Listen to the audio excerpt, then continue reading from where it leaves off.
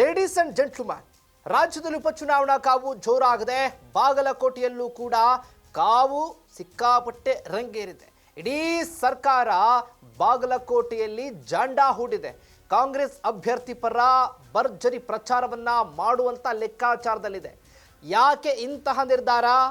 ಬಾಗಲಕೋಟೆಯಲ್ಲಿ ಸೋಲುವ ಭೀತಿ ಕಾಂಗ್ರೆಸ್ಗೆ ಎದುರಾಗಿದೆಯಾ? ಹಾಗಾದ್ರೆ ಇಡೀ ಸರ್ಕಾರದವರು ಜಾಂಡಾ ಹೂಡಿರುವ ಉದ್ದೇಶ ಏನು? ಅಲ್ಲಿ ಆ ಕ್ಷೇತ್ರವನ್ನ ಗೆಲ್ಲೋದಕ್ಕೆ ಸಿದ್ದರಾಮಯ್ಯ ಯಾಕೆ ಇಷ್ಟೊಂದು ಹಾತೊರಿತಾ ಇದ್ದಾರೆ?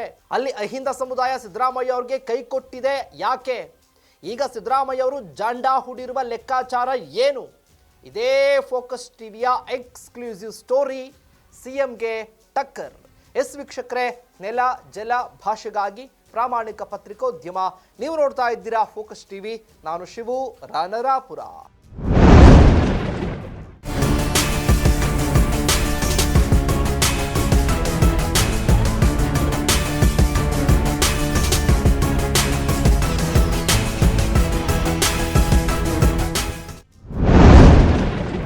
ಬಾಗಲಕೋಟೆಯಲ್ಲಿ ಕೈಕೊಟ್ಟ ಅಹಿಂದ, ಅಲ್ಲೇ ಜಾಂಡಾ ಹೂಡಿದ್ದಾರೆ. ಸಿಎಂ ಸಿದ್ದರಾಮಯ್ಯನವರು ಠಿಕಾಣಿ ಹಾಕ್ಬಿಟ್ಟಿದ್ದಾರೆ. 4 ರಿಂದ 5 ದಿನಗಳ ಕಾಲ ಅಲ್ಲೇ ಜಾಂಡಾ ಹೂಡಿ ಈಗ ಅಬ್ಬರದ ಪ್ರಚಾರವನ್ನ ಮಾಡೋದಕ್ಕೆ ನಿರ್ಧಾರವನ್ನ ಮಾಡಿಕೊಂಡಿದ್ದಾರೆ. ಯಾಕೆ?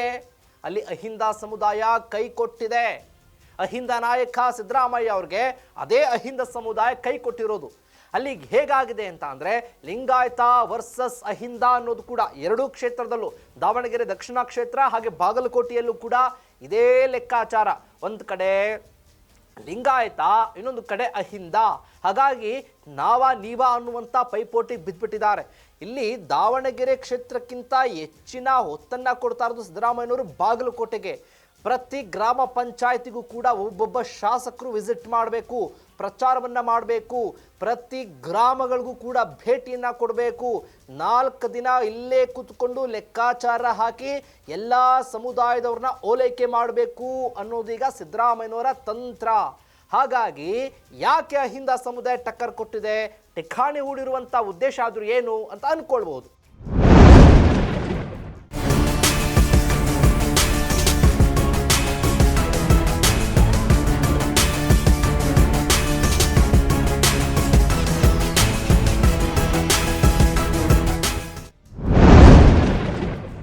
ಪ್ರಮುಖವಾಗಿ ಗಮನಿಸಬೇಕಾಗಬಹುದು, ಮೀಸಲಾತಿ, ಒಳ ಮೀಸಲಾತಿ ವಿಚಾರದಲ್ಲಿ ಇಡೀ ಅಹಿಂದ ಸಮುದಾಯ, ದಲಿತ ಸಮುದಾಯ, ಇದರ ಜೊತೆಗೆ ಅಲ್ಪಸಂಖ್ಯಾತ ಸಮುದಾಯ ಬೇಸರಗೊಂಡಿದ್ದಾರೆ. ಈಗ ಸಿದ್ದರಾಮಯ್ಯರ ಸರ್ಕಾರದ ವಿರುದ್ಧ ಅಸಮಾಧಾನ ಇದೆ.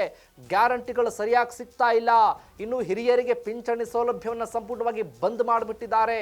ಗೃಹಲಕ್ಷ್ಮಿ ಹಣ ಹೋಗ್ತಾ ಇಲ್ಲ ಸರ್ಕಾರದಿಂದ. ಇನ್ನು KPSC ಪರೀಕ್ಷೆಯಲ್ಲಿ ಅಕ್ರಮ ಆಗಿದೆ ಅನ್ನುವಂಥ ದೊಡ್ಡ ಆರೋಪ ಕೂಡ ಕೇಳಿ ಬಂದಿದೆ. ಸರ್ಕಾರ ಅಭಿವೃದ್ಧಿಯನ್ನ ಮಾಡ್ತಾ ಇಲ್ಲ. ಸರ್ಕಾರ ಇಲ್ಲೊಂದು ಕಡೆ ಬೇಜವಾಬ್ದಾರಿ ನಡೆಯನ್ನು ಅನುಸರಿಸ್ತಾ ಇದೆ.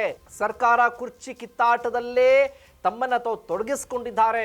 ಮಿಕ್ಕದವ್ರು ಯಾರನ್ನು ಕೂಡ ನೆನಪಿಸ್ಕೊಂಡಿಲ್ಲ. ಈಗ ಇರುವಂತ ಸಿದ್ದರಾಮಯ್ಯನವರು ಅಹಿಂದ ನಾಯಕ ಅಲ್ಲ, ಅಹಿಂದ ವಿರುದ್ಧ ಇರುವಂತ ನಾಯಕ ಅನ್ನೋದು ಕೂಡ ದೊಡ್ಡ ಮಟ್ಟದಲ್ಲಿ ಚರ್ಚೆ ಆಗ್ತಾ ಇರೋದ್ರಿಂದ ಇದು ಉಪಚುನಾವಣೆ ಮೇಲೆ ಎಫೆಕ್ಟ್ ಆಗುವಂತ ಸಾಧ್ಯತೆ ದಟ್ಟವಾಗಿದೆ.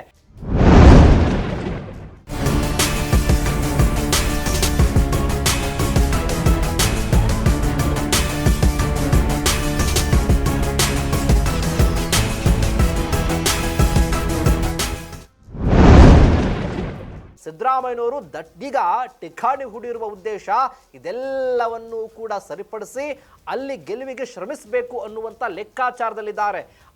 ಅಲ್ಲಿ ಬಾಗಲಕೋಟೆಯಲ್ಲಿ ಅಹಿಂದ ನಾಯಕ ಠಿಕಾಣಿ ಹೂಡಿರುವ ಉದ್ದೇಶ ಅಹಿಂದ ಸಮುದಾಯವನ್ನ ಕಳ್ಕೊಳ್ಬಾರ್ದು ಅನ್ನೋದು. ಹಾಗಾಗಿ ಸಿದ್ದರಾಮಯ್ಯನವ್ರಿಗೆ ಈ ವಿಚಾರ ಟಕ್ಕರನ್ನ ಕೊಡೋದ್ರಲ್ಲಿ ಯಾವುದೇ ಅನುಮಾನ ಅಂತೂ ಇಲ್ವೇ ಇಲ್ಲ. ಏನಾಗುತ್ತೆ ಕಾದ್ ನೋಡೋಣ. ಇದಾಗಿತ್ತು ಫೋಕಸ್ನ ಎಕ್ಸ್ಕ್ಲೂಸಿವ್ ಸ್ಟೋರಿ, ಸಿಎಂಗೆ ಟಕ್ಕರ್. ಎಸ್ ವೀಕ್ಷಕರೇ, ನೆಲ ಜಲ ಭಾಷೆಗಾಗಿ ನೋಡ್ತಾ ಇರಿ ಫೋಕಸ್ ಟಿವಿ.